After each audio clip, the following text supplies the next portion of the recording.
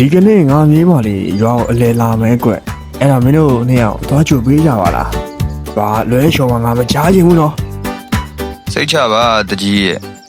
ကျွန်တော်တို့အကောင်းဆုံးသွားကြိုခဲ့ပါမယ် တကြီးမိမလည်းကိုတော့ဆိုလှနေလောက်ပြီနော် အေးကွာအတော်လေးလှနေလောက် ဟိရှင်တော့ကုန်နေညာ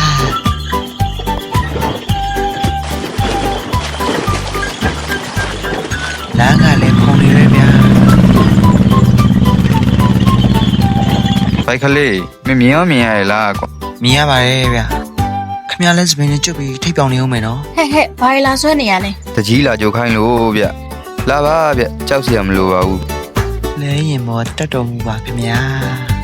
ဘိုက်ကလေးမရှက်နေရလားကွာ ဟုတ်ပါဘူးစူရင်းကြည့်နေ တကြီးကျွန်တော်တို့ရောက်ပြီ မင်းတို့ဘာအလွဲချော်ကြီးလောက်လာခဲကြပြန်ပြီလဲကွာ အေးဟို ဒီလောက်အတန်တန်တားထားတဲ့ကြားရကွာ အမလေးကြောက်ပါဗျာ ကြောက်ပါ